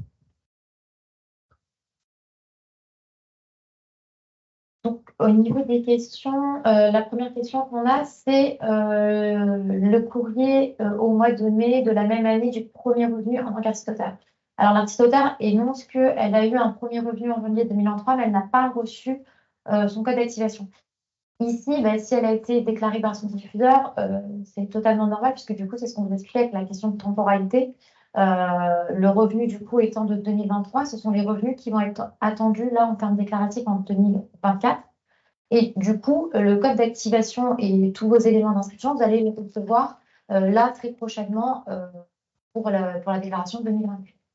Oui, si vous avez été précompté en janvier 2023, vous devriez normalement les recevoir dans le courant du mois de février. Vous devriez recevoir votre courrier d'immatriculation et votre code d'activation, parce qu'on est en train de faire justement une première vague d'immatriculation sur les personnes qui ont reçu pour la première fois un revenu en 2023. Ça se poursuivra. Alors, si vous ne le recevez pas tout de suite, il y aura une seconde vague, je pense, dans le courant du mois de mars. Mais en tout cas, vous recevrez ces codes et ce courrier avant le début de la campagne déclarative, qui sera plutôt sur la fin, qui débutera vers la fin du mois d'avril. Alors, en BNC, le diffuseur paye quand même les charges sociales. Alors, normalement, non, en BNC, si vous avez fait valoir votre dispense de précompte, le diffuseur ne payera pas pour vous vos cotisations sociales. Il payera uniquement, ça il le payera quand même, le 1,1% qui correspond à la contribution diffuseur. Mais les cotisations qui vous sont propres, c'est vous qui les verserez à l'URSSAF. En cas de BNC, il faut émettre une facture et comme pour les TS, il est nécessaire de signer un contrat de cession du droit d'auteur, n'est-ce pas? Alors, je pense que la question elle a été un petit peu tournée bizarrement. Mais alors, déjà, peut-être pour rappeler quelque chose, c'est que vous ne pouvez faire des factures que si vous déclarez en BNC. Parce que comme je vous l'expliquais tout à l'heure, quand vous êtes en BNC, vous avez obtenu un numéro de SIRET. Et vu que le numéro de SIRET est l'une des mentions obligatoires pour pouvoir effectuer une facture, par exemple, si vous êtes en traitement et salaire, vu que vous n'avez pas fait la démarche pour déclarer votre activité, parce que vous avez été déclaré par un diffuseur, et que vous ne disposez pas d'un numéro de SIRET, vous ne pouvez pas faire de facture pour préciser. Donc là, effectivement, oui, c'est votre contrat de cession de droit d'auteur qui pourra nous servir de preuve, mais il faudra également, bien sûr, ce fameux certificat de précompte, comme on vous l'indique. Est-ce qu'on peut passer d'une année à l'autre de TS à BNC ou inversement si on se rend compte que l'on préfère l'autre mode opératoire? Comment répondre à cette question? Alors oui, c'est-à-dire si vous créez une activité BNC, et finalement ça vous paraît trop complexe à gérer, vous avez la possibilité finalement de cesser votre activité en BNC et de revenir sur un mode intégralement précompté avec une déclaration de traitement des salaires. Déjà, après, encore faut-il que les revenus que vous percevez rentrent bien dans la catégorie de revenus qui sont précomptables et qui peuvent être déclarés en traitement de salaire. Comme on le disait au début, pour qu'un revenu soit précomptable, il faut qu'il s'agisse vraiment d'une cession de droit, Et d'un diffuseur. qui est un diffuseur en fait qui vous rémunère pour l'exploitation de votre œuvre. Alors que la différence avec les BNC, c'est que ça vous ouvre aussi plus de possibilités pour intégrer dans les revenus artistiques d'autres. C'est vrai que la cession de droit de l'œuvre, etc., c'est souvent le revenu qui va composer l'essentiel des revenus d'auteur, mais ça vous ouvre la faculté de déclarer d'autres choses, d'intégrer d'autres choses dans les revenus artistiques qui sont plus périphériques dans votre activité. On va peut-être continuer la présentation et on reviendra sur les questions encore après. Quels sont du coup les revenus à déclarer? Ici, comme on vous l'a dit en introduction, il y a deux types de revenus, les revenus principaux et les revenus accessoires. Les revenus principaux, ce sont en fait finalement les droits d'auteur par nature. Donc là, les sommes qui sont versées en contrepartie de la cession, de la création, de l'utilisation ou de la diffusion d'une œuvre. Donc ce sont bien des revenus qui sont rattachés à la création d'une œuvre, une œuvre dite originale. Et les revenus accessoires, eux, ce sont des revenus qui s'inscrivent en fait dans le prolongement de votre activité artistique et qui peuvent être pris en compte au titre des revenus artistiques. Pour vous donner un exemple, par exemple, si vous cédez vos droits de diffusion à un tiers, là on est bien sur des revenus principaux, donc des revenus qui vous ont été, qui reposent sur une œuvre. qui reposent sur une cession, l'utilisation de votre œuvre. Donc, c'est bien des revenus principaux.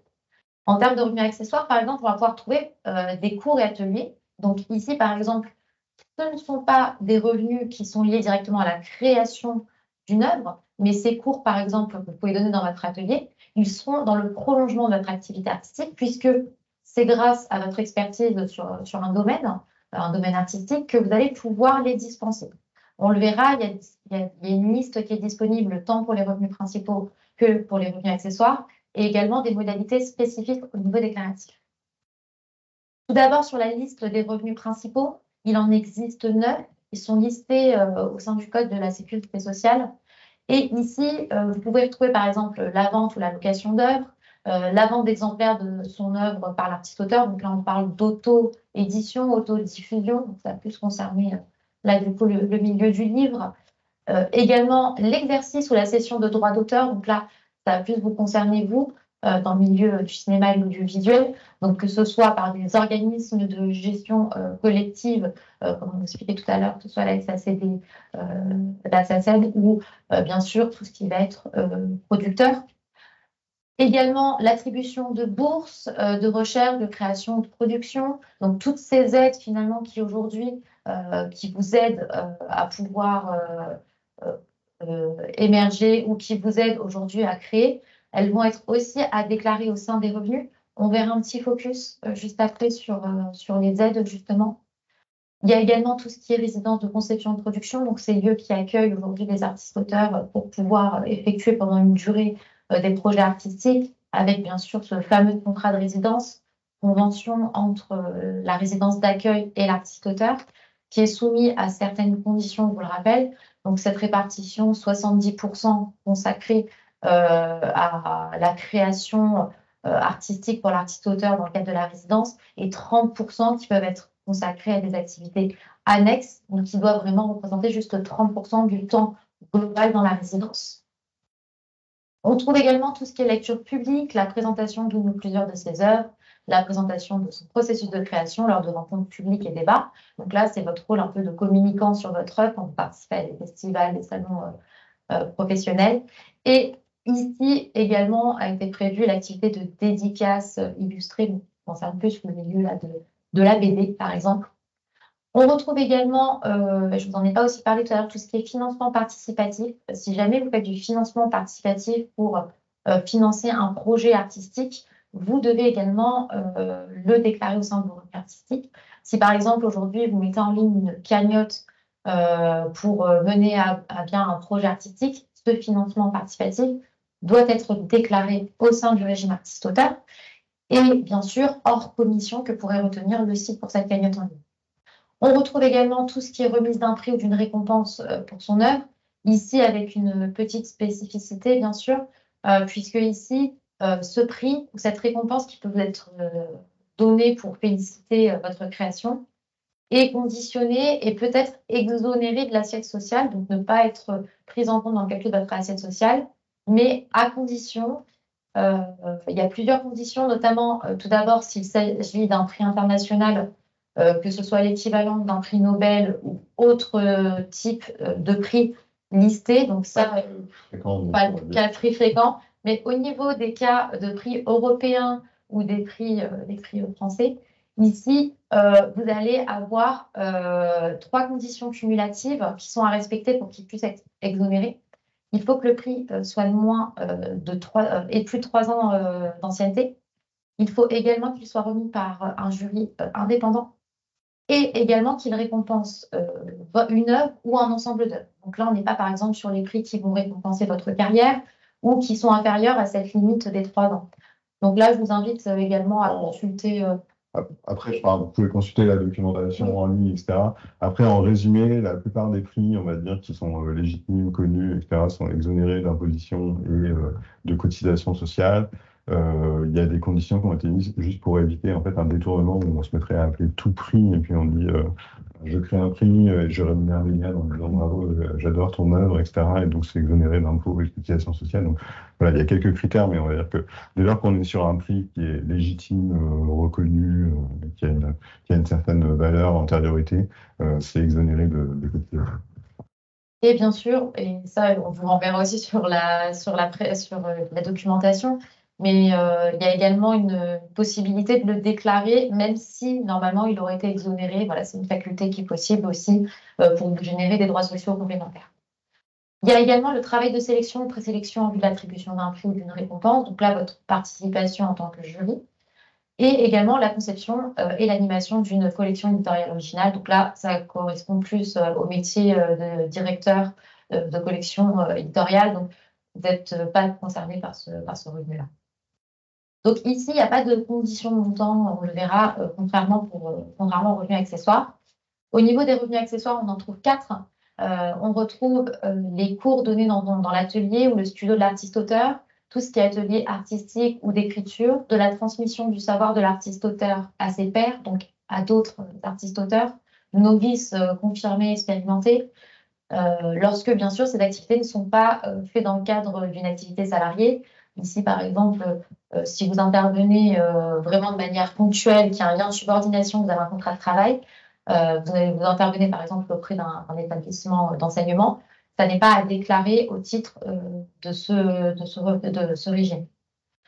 Concernant par exemple aussi la participation à des rencontres publiques ou débats entrant dans le champ d'activité de l'artiste-auteur, dès lors qu'il ne s'agit pas des rencontres publiques ou participation à des festivals, si par exemple vous êtes invité auprès d'écoles pour parler aujourd'hui de votre métier de réalisateur, vous devez le déclarer dans vos revenus accessoires.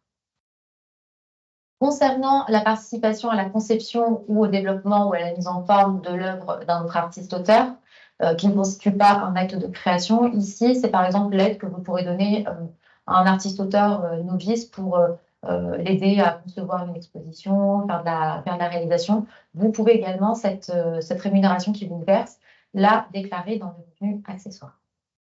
Et également la représentation par l'artiste-auteur de son champ professionnel dans les instances de gouvernance. Donc ici, si vous êtes auprès des différentes instances de gouvernance qui existent aujourd'hui pour le régime artiste-auteur, notamment auprès on a de la sécurité sociale, enfin, le conseil d'administration de la sécurité sociale des artistes-auteurs, enfin, il y a quelques cas comme ça où il peut y avoir comment dire, des indemnités pour perte de gains qui sont versées aux administrateurs au titre des réunions. Donc ça se déclare dans ces revenus. Bon, ça, c'est un cas très particulier aussi. Et ici, contrairement aux revenus accessoires, vous devez en déclarer, pour en déclarer autant que vous voulez. Les revenus accessoires, eux, ils sont conditionnés à l'existence tout d'abord de revenus principaux sur l'année en cours ou une des 2 années précédant l'année en cours. Donc là, il faut faire attention à cette condition puisque vous ne pouvez pas déclarer de revenus accessoires seul finalement. Obligatoirement qu'il y ait eu soit auparavant des revenus accessoires, des revenus principaux pour déclarer vos revenus accessoires ou antérieurement que vous en ayez eu également. Et aussi, il ne faut pas qu'il dépasse un plafond qui est équivalent à 1200 fois la valeur du SMIC. Donc ici, par exemple, pour 2023, il ne faut pas que vos revenus accessoires dépassent 13 524 €. Autrement, l'excédent qui pourrait correspondre à ces revenus accessoires devrait le déclarer au titre d'un autre régime. Donc imaginons que vous dépassez les 13 524 €. Vous devrez déclarer le reste, voilà, par exemple, sur le statut auto-entrepreneur ou un statut, par exemple, en tant que salaire, si possible. Petit focus, du coup, sur les aides à la création et à la rémunération pour la conception ou la réalisation. Ici, du coup, il s'agit d'aides financières qui vont être versées aux candidats pour mener des travaux de recherche. Donc ici, sont concernées globalement toutes les aides versées par l'État, les établissements publics, comme dans le centre, et également toutes les aides qui vont être versées par des fondations ou des personnes privées, notamment pour des opérations de mécénat, de dons ou d'exposition.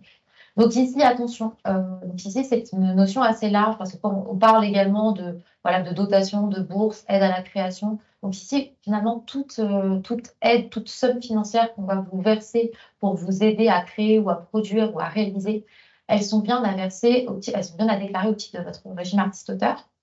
Et ici, comme on vous l'a indiqué déjà plusieurs fois, dès lors qu'il n'y a pas d'exploitation commerciale qui est faite en contrepartie du versement de cette rémunération par le tiers qui vous la verse, vous devez vous-même la déclarer auprès du régime artiste-auteur, en BNC, et payer vous-même vos cotisations sociales.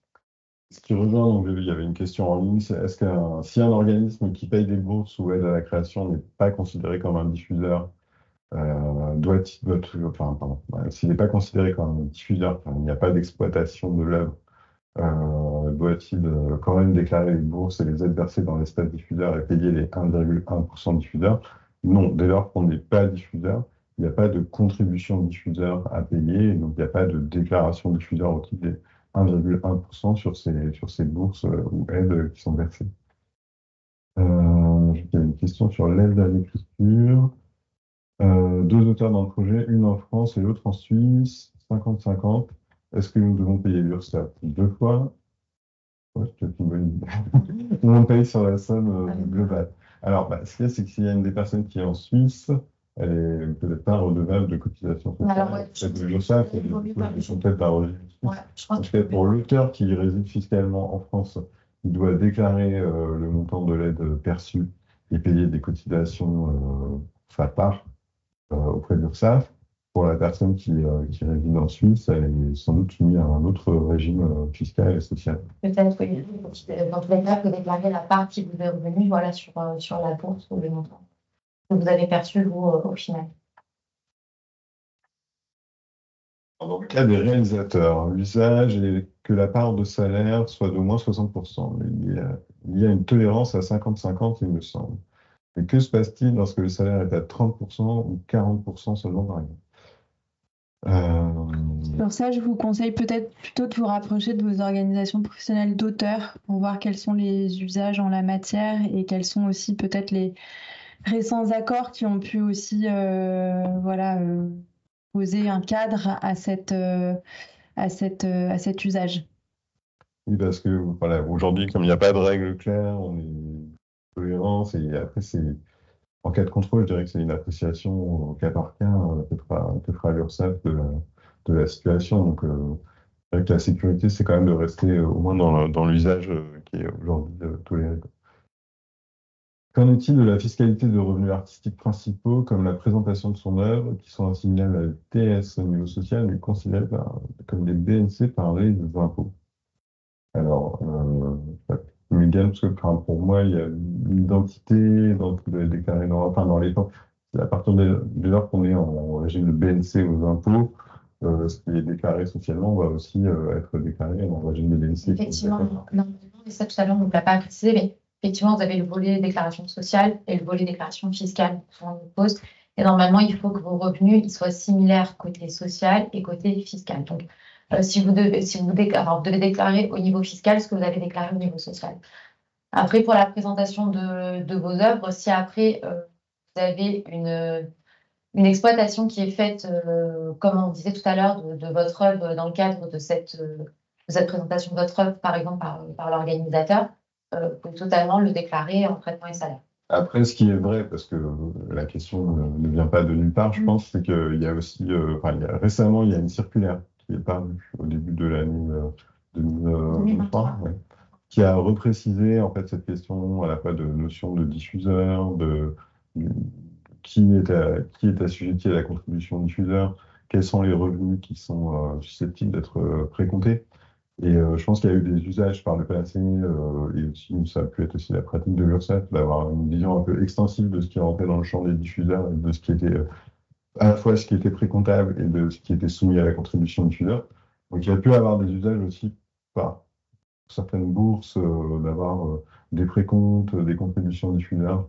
Mais bon, on essaie à partir de cette circulaire aussi de rétablir la règle avec plus de clarté. Donc le principe, c'est bien que ces bourses sont à déclarer en BNC. Au niveau de la prochaine question, que faire si la bourse vient d'un organisme étranger? On en a déjà un petit peu parlé du coup. Si vous percevez des rémunérations en fait provenant d'un tiers à l'étranger, qu'il soit vraiment un tiers exploitant de vos droits ou non, là vous devez obligatoirement déclarer en BNC ou en traitement et salaire et indiquer qu'il s'agit d'un diffuseur étranger. Mais pour la bourse, dans ce cas-là, la logique serait aussi, à l'instar de ce qui se passe pour une bourse qui serait versée par une personne française, de déclarer cette bourse en BNC, quoi. On fait vraiment une exception sur les traitements de salaire pour les Oui. diffuseurs qui exploitent l'œuvre. C'est assez fréquent dans le domaine de la bande dessinée, notamment qui soit situé en Belgique, par exemple. Oui. Donc, on a une tolérance de ce point de vue-là, mais je pense que sur la bourse, il faut avoir un régime unifié, etc., que ça se déclare en BNC. Je vais vous parler des cotisations provisionnelles annuelles. Oui, bah, je pense qu'on va y venir sur la partie 5, quelles sont les cotisations. Oui, ça arrive un peu plus loin. Bonne transition. Sur la question du calculateur, alors ça, on n'a pas la même chose que dans le livre, je crois pas. Alors, pour le calcul de la cotisation URSSAF, vous pouvez aller sur monentreprise.fr. Il y a un simulateur de cotisation sociale artiste-auteur qui vous calcule même d'ailleurs pour information pour les artistes-auteurs aussi. Vous avez aussi le calcul de la cotisation IRSEC, d'ailleurs, qui est parce que vous avez une retraite complémentaire aussi, qui sera appelée uniquement si vos revenus dépassent 900 fois le SMIC horaire. Et c'est aussi bon à savoir et à avoir en tête que vous pourrez, en plus de l'URSSAF, voir se manifester l'IRSEC au titre d'un régime de retraite complémentaire qui est également obligatoire. Le non complémentaire, peut-être parfois à final, c'est un régime obligatoire et qui est en droit d'appeler des cotisations sur vos revenus dès lors que vos revenus artistiques dépassent 900 fois le SMIC horaire, donc à peu près 10 000 euros aujourd'hui. Ensuite, peut-être la question suivante, est-ce que l'auteur qui reçoit une aide ou bourse de création doit faire une facture pour cette aide? Alors effectivement, Megan le disait, les déclarations en BNC introduisent l'idée d'une facturation, mais je vous rassure, en ce qui concerne les aides octroyées par des centres nationaux, collectivités territoriales, locales, tout ça, il n'y a absolument pas de facture à adresser aux organismes qui vous versent des aides et des bourses de soutien à la création au titre voilà, du versement de ces aides aux artistes auteurs. Par exception, c'est bien une recette dans vos revenus, dans votre comptabilité si vous en tenez une, mais par exception, c'est pas une recette qui donne lieu à la facture, parce que vous n'êtes pas c'est pas un client, là, on vous verse une aide, une bourse, donc il n'y a pas de facturation.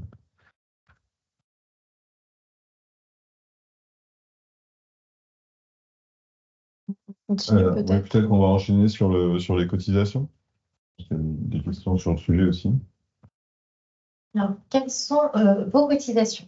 Donc, au titre du régime artiste-auteur, vous avez 5 grands types de cotisations de contribution. Vous avez la vieillesse déplafonnée, la vieillesse plafonnée, la CSG, la CRDS et la contribution à la formation professionnelle. Donc ici, pour reprendre juste peut-être quelques notions, par exemple pour la vieillesse déplafonnée qui est à 0,40, depuis le 1er janvier 2020, vous avez une prise en charge intégrale par l'État de cette cotisation-là. Concernant celle à 6,90, vous avez une part également qui est prise en charge depuis la même année par l'État à 0,75. Donc, vous avez un taux normalement qui est de 6,90 qui descend à 6,15. Vous avez également 9,20% de contribution sociale généralisée, 0,50 de contribution au remboursement de la dette sociale et 0,35% de CFP, qui nous donnerait logiquement, si on prenait tous les taux sans la prise en charge, 17,35%. Mais avec la prise en charge du coup de l'État, vous arrivez à un total de 16,20% de cotisations et contributions sociales. Ici, les taux, ils n'ont pas changé cette année et ils n'ont pas changé aussi les années précédentes pour le moment. Petite précision peut-être, juste pour vous rappeler que voilà aussi l'intérêt de bien déclarer ses revenus, puisque des fois, voilà, on peut se tromper entre est-ce que je dois déclarer mes revenus côté artiste-auteur, en auto-entreprise, on ne sait pas fait. Donc, on vous a donné ici là, tous les revenus qui peuvent être déclarés au sein du régime artiste-auteur.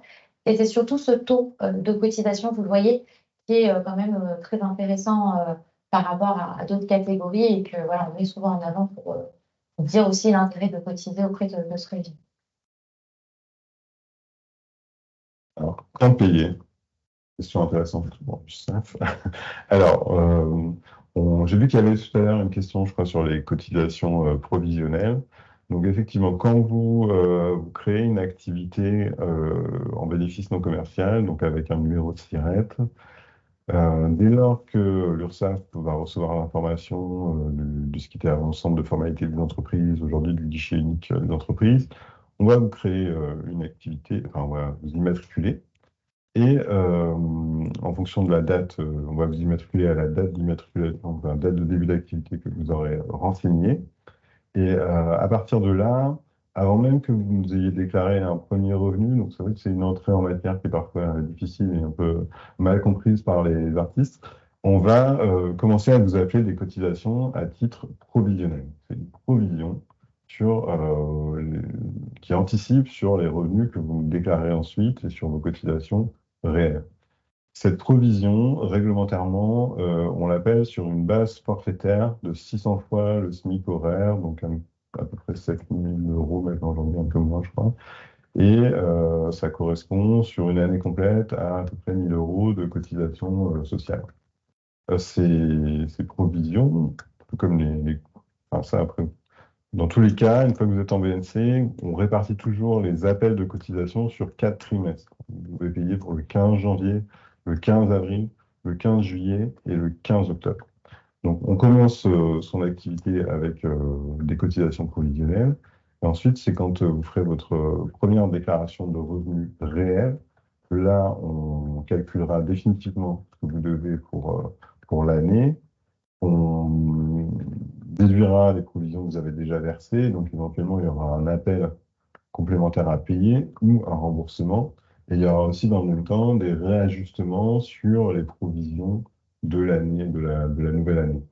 C'est un peu le fonctionnement qui peut exister sur je sais pas, l'électricité, par exemple. Quand vous activez un contrat d'électricité, on établit déjà une estimation de consommation et vous commencez à payer tous les mois votre électricité.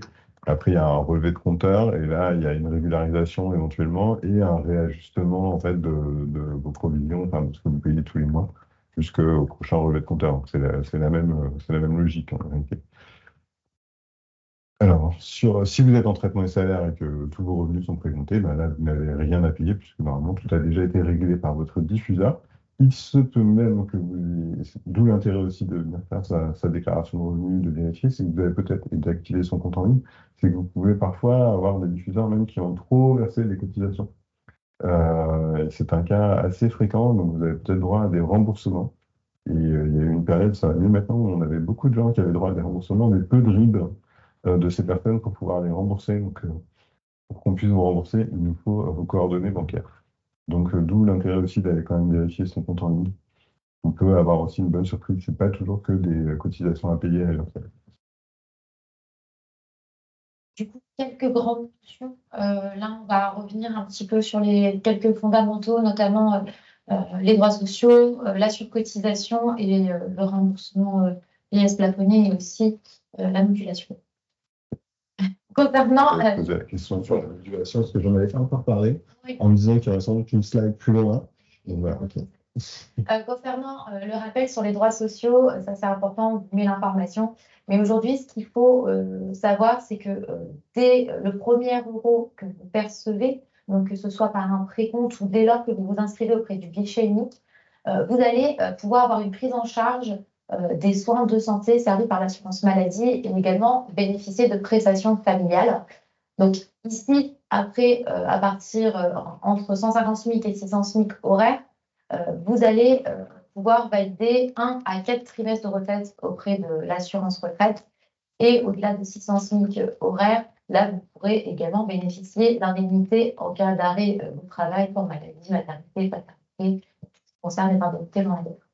Ici, très important juste aujourd'hui de faire comprendre que votre déclaration auprès de l'URSSAF, elle va vous permettre d'acquérir des droits sociaux qui vont vous permettre plus tard de partir à la retraite, si jamais vous êtes face à un risque, de pouvoir bénéficier de l'accompagnement de la sécurité sociale, voilà, dans tous les risques aujourd'hui qu'on peut avoir. En cas notamment en cas de maternité. Et puis, il y a aussi, bien sûr, on n'espère pas, on l'attend pas, mais bien sûr, le risque maladie qui vous nécessite qui vous empêche d'exercer votre activité pendant un certain temps. Vous avez une couverture d'indemnité journalière qui peut vous être versée par la caisse primaire d'assurance maladie. Et ça, c'est quand même aussi une particularité du régime artiste-auteur, parce que les indépendants n'ont généralement pas cette couverture d'indemnité journalière quand ils ne peuvent pas travailler. Donc ça, c'est aussi un point important sur la validation des droits sociaux. et sur l'intérêt de la possibilité de surcotiser sur une base forfaitaire de 600 SMIC horaires quand vous n'atteignez pas ce niveau de revenu. Ouais. Oh, c'est une bonne introduction. Pour qu'est-ce que la surcotisation? Souvent, vous la voyez, mais vous ne savez pas exactement ce que c'est. C'est qu'au sein de votre déclaration annuelle aujourd'hui, vous allez pouvoir demander la surcotisation. Donc, tout d'abord, la surcotisation, qu'est-ce que c'est? En fait, pour les artistes-auteurs qui ont des revenus inférieurs à 600 SMIC, ça leur permet en fait de bénéficier de l'ensemble des droits sociaux. Donc, ce qu'on vous a présenté juste avant, par exemple, si vous êtes en dessous de ces 600 SMIC, vous n'avez pas forcément validé l'intégralité de vos trimestres de retraite. Mais si vous cliquez justement sur cette surcotisation, ça va vous permettre d'atteindre et d'avoir l'entièreté de vos trimestres de retraite. Donc là, on vous a mis un petit exemple, par exemple, avec un artiste-auteur qui gagne aujourd'hui 2000 euros. Donc, il est loin de gagner suffisamment pour valider ses 4 trimestres de retraite. Mais si jamais il choisit de surcotiser au sein de sa déclaration annuelle de revenus, il pourra du coup bénéficier de ses 4 trimestres de retraite.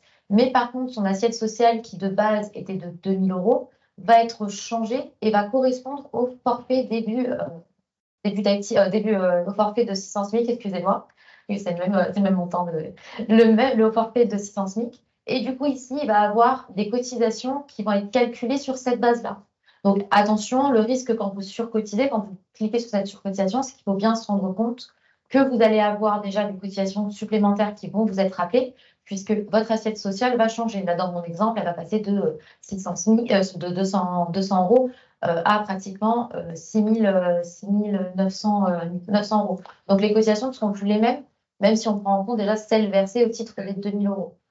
Donc la question à se poser sur la surcotisation, je dirais qu'il y a une chose déjà au départ, savoir est-ce que j'ai intérêt ou pas à le faire. Si vous n'avez pas d'autres revenus que des revenus artistiques, c'est vraiment votre seule activité. Vous avez intérêt à le faire pour valider à la fois ses droits à la retraite et pour vous garantir une couverture en termes d'indemnité journalière. Si vous avez des revenus artistiques qui sont faibles, mais que par ailleurs vous avez d'autres revenus, vous êtes salarié, vous êtes notamment intermittent du spectacle, ou même vous êtes fonctionnaire, vous avez une autre activité complètement autre, il est fort probable que dans ce cadre-là, vous ayez déjà en fait acquis 4 trimestres au titre de la retraite, que vous ayez une couverture en cas d'arrêt maladie. Donc là, vous n'avez pas intérêt, vous n'avez pas besoin de choisir la surcotisation. La deuxième chose, si vous avez uniquement des revenus artistiques et que vous optez pour la surcotisation, il faut savoir que vous avez aussi la possibilité de demander une aide au paiement de cette surcotisation auprès de la commission d'action sociale qui est gérée par la Sécurité sociale des artistes-auteurs. Donc, vous aurez effectivement un peu plus de cotisations à payer, mais vous pouvez en contrepartie être éligible à une aide au paiement de ces surcotisations. Et ça se demande non pas auprès de l'URSSAF, mais auprès de la Sécurité sociale des artistes-auteurs. Et dans cet même espace au niveau de la déclaration, vous avez, dans le quatrième, du coup, qui s'appelle vos options, les demandes pour faire la demande de remboursement vieillesse plafonnée. Ici, aujourd'hui, si vos revenus artistiques et salariés cumulés dépassent le plafond indiqué, donc là de 43 992 euros en 2023, vous pouvez saisir le montant de vos salaires annuels bruts et cocher la case lors de la déclaration annuelle pour demander le remboursement du trop versé. Ici, vous devrez également joindre votre RIB et après étude de votre dossier. Donc, on vous dira si vous êtes éligible au remboursement, on effectuera le remboursement ou sinon, on vous notifiera un refus si vous ne remplissez pas les conditions. Ici, on le précise bien, sont pris uniquement en compte les revenus salariés ou assimilés. Au niveau de la modulation, Maurice. Moi, la modulation, c'est d'accord. Alors, la modulation, on revient à cette question souvent sur les cotisations provisionnelles qui étaient une nouveauté avec le transfert à l'URSSAF, parce qu'auparavant, auprès de la GSA-MDA, il n'y avait pas de cotisation provisionnelle et qui ont souvent été une mauvaise surprise pour les artistes-auteurs CIRETisés ou déclarants en BNC. Vous avez la possibilité, au cours de l'année, en fait, d'aller, notamment à partir de votre espace en ligne, encore un intérêt d'ouvrir l'espace en ligne, de faire en fait une saisie de revenus estimés ou une modulation. Donc, c'est de dire, par exemple, là, aujourd'hui, on est en 2024. Si vous êtes en BNC, vous avez dû recevoir un courrier à la fin d'année 2023 qui vous annonçait votre échéancier pour l'année 2024. vous avez la possibilité, dès lors que vous recevez ce courrier au mois de décembre, d'aller sur votre espace en ligne pour dire, en fait, non, je pense que mes revenus 2024 vont être inférieurs à mes revenus 2023, donc je réajuste mes cotisations, y compris à zéro. Donc plus vous le faites tôt, plus ça aura d'impact sur vos provisions, enfin, sur vos cotisations provisionnelles à venir. Donc le mieux, c'est de le faire dès le mois de décembre, quand vous recevez le courrier vous annonçant le nouvel échéancier pour l'année suivante. Et puis quand vous êtes nouvellement inscrit et que vous avez ce forfait début d'activité, bah, là aussi, le mieux, c'est d'aller tout de suite activer son espace en ligne. Et si vous pensez que voilà, les cotisations provisionnelles sont vraiment très au-dessus de ce que vous allez réellement gagner, de réajuster vos cotisations à la baisse. Vous pouvez, je vous avoue que la pratique est plus rare, aussi réajuster vos cotisations à la hausse pour anticiper, parce que c'est vrai que les provisions, alors c'est souvent décrié, mais il y a quand même, dans la pratique, puisque c'est notre métier de recouvrement, on voit bien que c'est quand même difficile d'anticiper le fait qu'un jour on va devoir payer des cotisations sociales. Ça viendra après et qu'il faut penser à mettre de côté l'argent pour payer ces cotisations. Donc voilà, faites attention, vous avez la possibilité d'utiliser la modulation, mais ça demande aussi une discipline après, parce que quand vous aurez vos revenus réels, il faudra les déclarer, il faudra payer ces cotisations.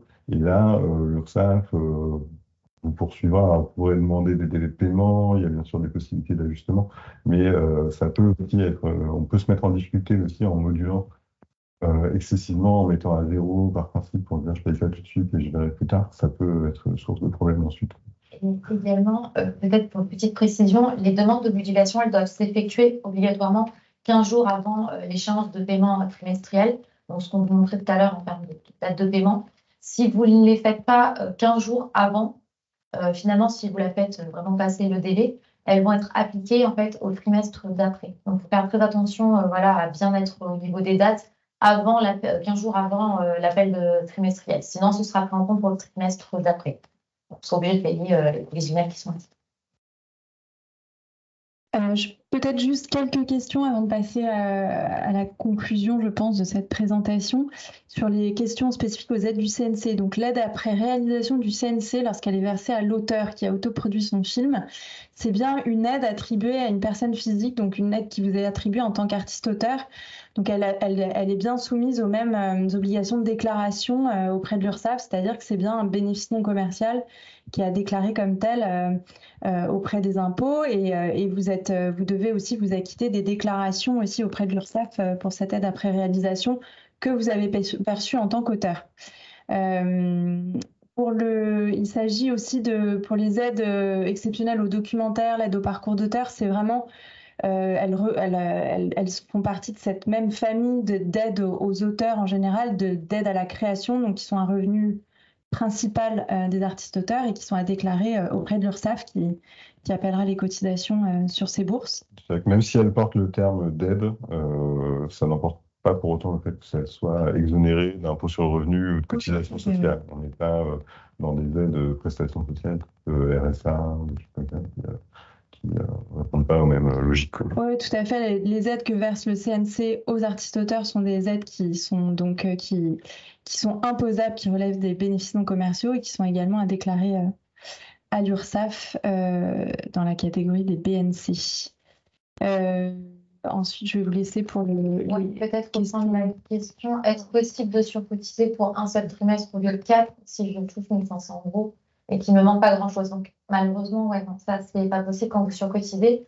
Obligatoirement, la base, ça va être sur 600 SMIC que ça va être pris. Par contre, peut-être petite précision, peut-être ça derrière cette question, quand vous surcotisez, si vous avez déjà des revenus, par exemple, vous avez gagné 1 500 €, vous décidez de surcotiser sur une base de presque 7 000 €, c'est bien le delta entre vos revenus réels et la surcotisation qui va donner lieu à l'appel de cotisation complémentaire.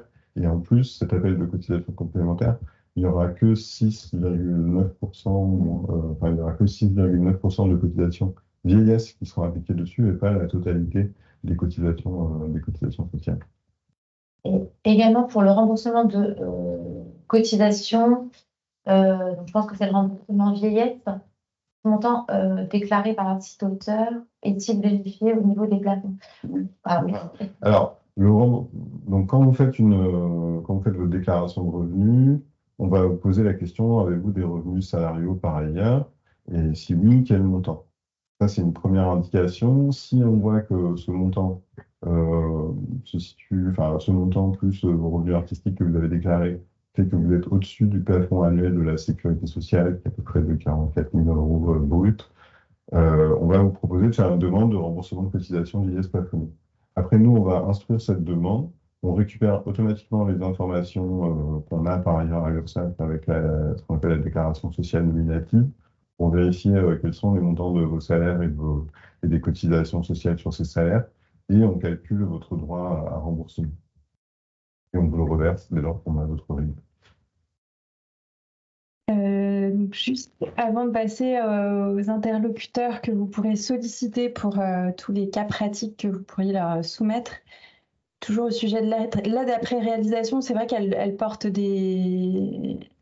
un nom, elle portait un nom qui s'appelle le prix à la qualité, mais vraiment, du moment que vous touchez une aide en tant que personne physique, en tant qu'auteur, cette aide-là relève de la même nature de toutes les aides aux auteurs qui sont versées par le CNC et qui sont donc à déclarer aux impôts comme bénéfices non commerciaux et à déclarer auprès de l'URSSAF aussi.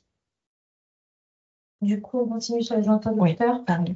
Alors, au niveau des interlocuteurs, vous en avez plusieurs. Donc, vous avez l'URSSAF qu'on vous a présenté aujourd'hui. Mais vous avez également la sécurité sociale des artistes-auteurs qui a un rôle de conseil et d'accompagnement. Vous allez pouvoir retrouver notamment sur leur site beaucoup de documentation, beaucoup d'informations, notamment par exemple si vous avez des faibles revenus, ce que vous pouvez faire comme demande auprès par exemple de la CAF, etc. Vous avez également ce rôle d'affiliation. Donc aujourd'hui, c'est la sécurité sociale des artistes-auteurs qui est compétente pour dire si telle ou telle personne est artiste-auteur. Donc aujourd'hui, c'est eux qui déterminent qui peut être artiste-auteur. Et ils ont également le rôle d'action sociale dont on parlait tout à l'heure.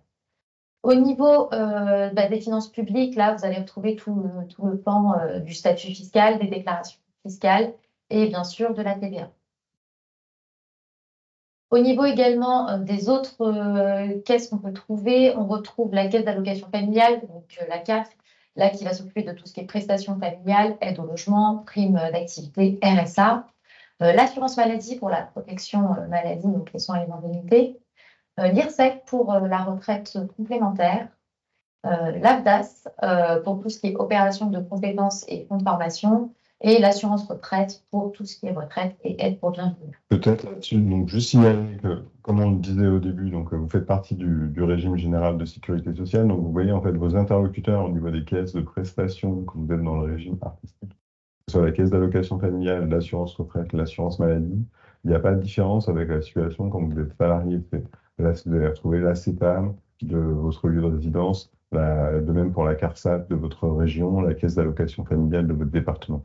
Après, les particularités, c'est l'IRSEC, effectivement, pour le régime de retraite complémentaire. Pour ça, j'ai vu qu'il y avait une question. Donc, non, il n'est pas prévu que l'URSSAF reprenne la collecte des cotisations de retraite complémentaire. Bonne question, peut-être que vous suivez bien l'actualité sociale, parce que ça avait été envisagé en tant que l'URSSAF reprenne la collecte au titre de l'Agir-Carco, mais ça a été un débat politique épique et ça a donné lieu finalement à un nouveau vote et annulation de ce transfert qui était prévu. Donc c'est quelque chose qui rencontre plutôt l'opposition des partenaires sociaux. Donc je pense que ça ne se fera pas non plus pour... c'est pas prévu du coup pour l'IRSEC. Et vous avez l'AFDAS, donc Méliane en a parlé, pour vous signaler aussi que vous avez des droits à formation professionnelle en tant qu'artiste-auteur, que ce soit l'AFDAS, droit à formation, vous avez aussi des droits au titre du compte personnel de formation. Vous pouvez aller voir en ligne sur... De toute façon, j'ai vu que vous avez fait une demande. Oui, on a fait une présentation, enfin un webinaire avec l'AFDAS en décembre dernier. Juste des petites questions aussi que je vois apparaître sur les bulletins de paie des lecteurs du CNC. Sont-ils déclarés à l'URSSAF? Alors là, c'est un petit peu particulier. En fait, quand vous êtes membre de commission, donc soit lecteur-lectrice, soit membre de commission plénière, vous êtes, pour le CNC, considérés comme des collaborateurs occasionnels du service public. Donc, ça n'a rien à voir avec le statut d'artiste-auteur.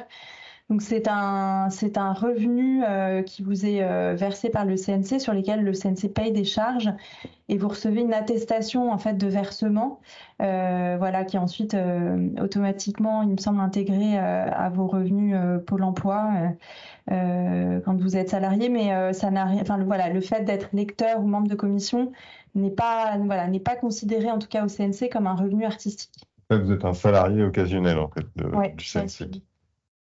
Et une dernière question, si je déclare une aide territoriale en BNC, je dois créer un numéro de SIRET, ou n'est-ce pas nécessaire jusqu'à présent parce que je déclarais en TS? Alors effectivement, toutes les aides à la création, qu'elles soient versées par des centres nationaux et des collectivités territoriales, relèvent des bénéfices non commerciaux. Alors après, on ne vous a pas parlé d'une petite subtilité qui parfois rend les modalités de déclaration un petit peu particulières.